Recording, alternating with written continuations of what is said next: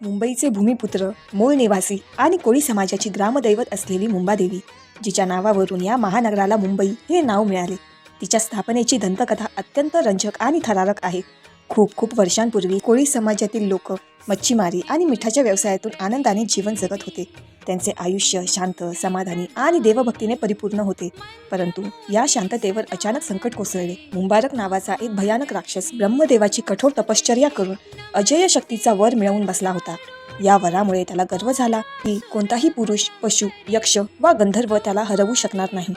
गर्वाच्या भरात तो गावकऱ्यांना त्रास देऊ लागला आणि संपूर्ण गाव उद्ध्वस्त करू लागला. भयभीत झालेल्या गावकऱ्यांनी इंद्रदेवांकडे धाव घेतली.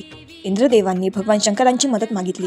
महादेवांनी आपल्या पत्नी पार्वतीला महाअंबेच्या रूपात पृथ्वीवर अवतरण्याची आज्ञा दिली. महाअंबा आणि मुंबारक यांच्यात भीषण युद्ध झाले. अखेर महाअंबेने आपल्या अद्भुत शक्तीने मुंबारकाचा पराभव केला. पराभूत झालेला मुंबारक देवीच्या चरणी नतमस्तक झाला. गावकऱ्यांचे रक्षण करणारी ही माता म्हणून कोळी लोक तिला प्रेमाने मुंबादेवी म्हणू लागले. सुरुवातीला मुंबादेवीचे मंदिर आजच्या छत्रपती शिवाजी महाराज टर्मिनस परिसरात बांधले गेले. पुढे शहराचा विस्तार होत गेल्यावर हे मंदिर फुलेश्वर येथे नव्याने बांधण्यात आले. आजही मुंबादेवीची साजरं संगीत पूजा केली जाते. विशेष म्हणजे या देवीचे वाहन दररोज बदलते. सोमवारी नंदी, मंगळवारी हत्ती, बुधवारी कोंबडा, गुरुवारी गरुड, शुक्रवारी राजहंस, शनिवारी पुन्हा हत्ती आणि रविवारी सिंह. काही दंतकथानुसार पराभवानंतर मुंबारक राक्षसाने देवीसाठी मंदिराची स्थापना केली आणि स्वतः लुटलेली सर्व संपत्ती मंदिरास दान केली.